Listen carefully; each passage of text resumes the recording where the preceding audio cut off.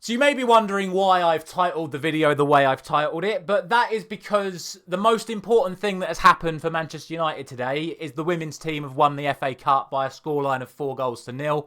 And massive congratulations to Mark Skinner, to Ella Toone for that wonderful goal, Rachel Williams' header, and then 2 goals from Lucia Garcia. And a 4-0 win for Manchester United, securing their first ever major trophy as a women's football club after only turning professional, I think it was 6 or 7 years ago now. So a fantastic achievement for the football club today. And I'm so pleased that for the men's perspective that we've put in a good performance today, because it means that the actual men's performance is not going to overshadow the achievement that has been accomplished by the women's team today, because that has to be the most important thing to take away as a Manchester United fan today. The women's team has won a major trophy for the first time in their history, and it's something that they can build on, because this football club is more than just the first team. Last week we spoke about the youth team winning the under-18 Premier League and obviously getting the cup last year as well. We are achieving things as a football club at the moment, and that has to be called out when achievements are made.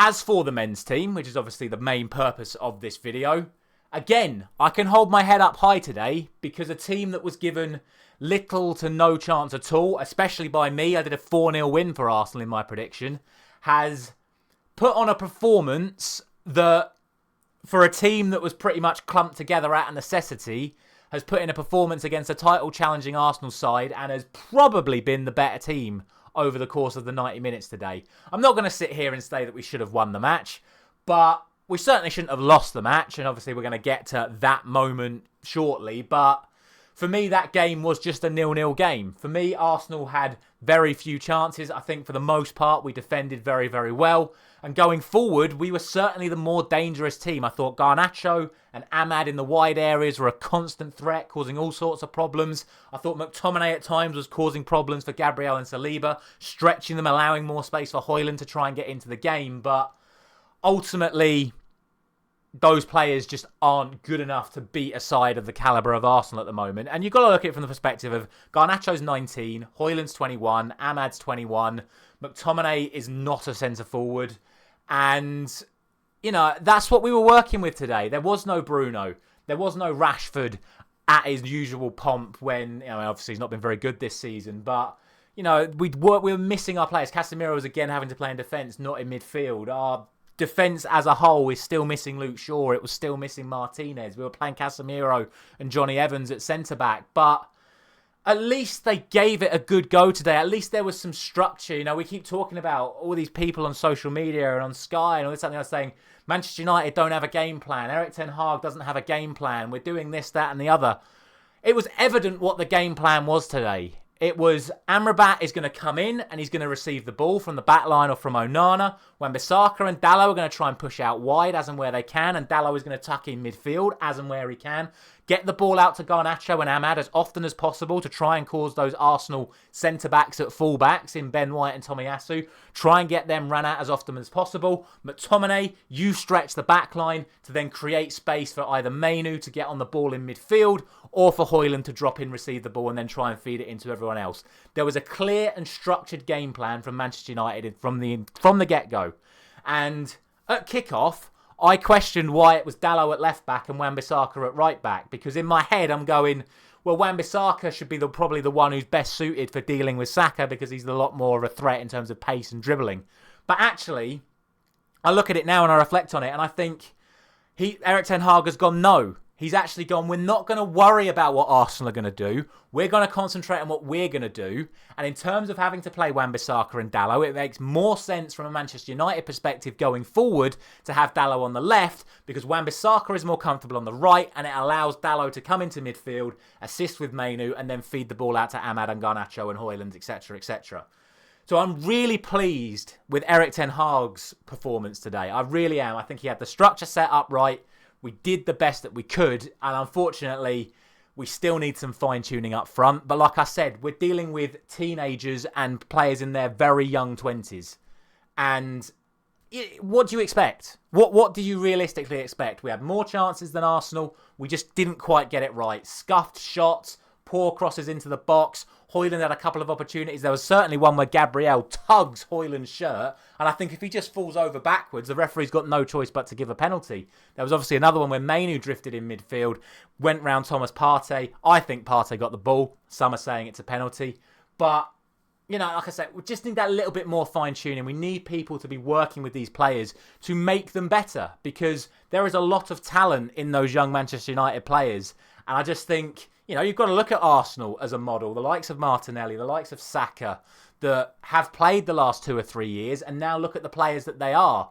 So you give these players more time, you give these players more opportunity, and have them working with the right people to improve the things that they need to improve on, because it's not much. It's fine margins football, and there is not much that these players need to work on to really hit that tip-top level.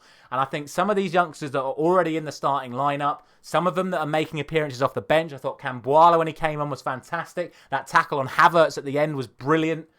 You just got to work with them, improve them, give them opportunities, and then you will start seeing results. Unfortunately, though, it is another defeat, and we all know why. And it is 99.5% Casemiro's fault and 0.5% Wan-Bissaka's fault. I know people are having a go at Wan-Bissaka for letting Trossard go, but blimey, nitpick as much as you want. You've got to have a real go at Casemiro on this one. If you've not seen it, basically, Onana's got the ball. Casemiro drops back in to be an option for a pass. Onana chooses to go the other way, clear it downfield.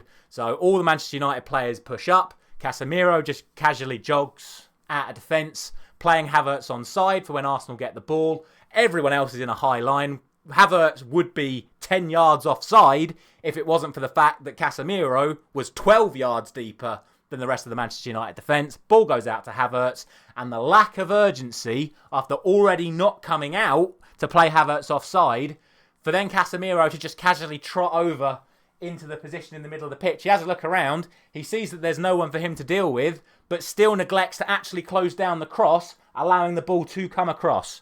Yes, Wan-Bissaka should do better, but he should never be put in that position already. You've got to bear in mind, he's had to turn from an offensive position to a full sprint to get back in position. Then he's got to judge where Trossard is behind him, by which point Havertz already playing the ball across, Trossard's nipped in front of him and scored. I think it's very harsh to have a go at Wan-Bissaka on that, because he's realistically got no time to adjust to his initial position and then look for Trossard. Whereas Casemiro should have got out initially and then should have come across to deal with Havertz once the ball got to him. But ultimately, that's why we lose this game. And I don't really have anything else to say about it, because there isn't really much else to talk about. Like I say, we had a lot of half chances. Arsenal had a lot of half chances. And we've lost the game due to a catastrophic mistake, sadly, from Casemiro once again. I should say as well, that was Amrabat's best game in a Manchester United shirt. Too little, too late, as far as I'm concerned. But, you know, who knows? Play him against Newcastle, puts in a good performance. Play him against Brighton, puts in a good performance. Play him in the FA Cup final, puts in a good performance.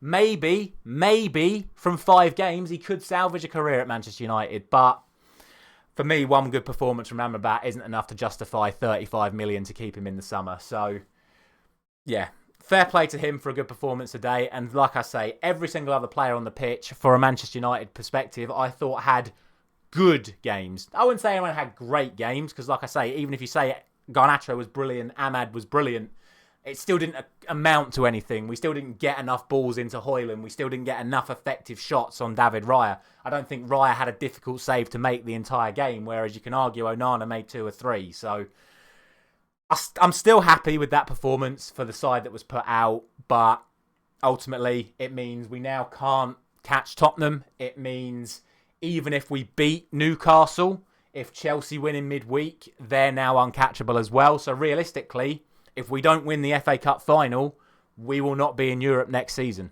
So whether or not that's a good thing, you could obviously let me know down in the comment section. But for now, if you'd have offered me 1-0 to Arsenal at the start of the day and a good performance from Manchester United, I'd have taken it. So I will take it. Hopefully it's, again, I say it so many times because I just know it's probably not going to be the case. But hopefully it's something we can build on going into the Newcastle game on Wednesday night, to then try to build up some last little bit of momentum going into Brighton on the final day and then City a week later.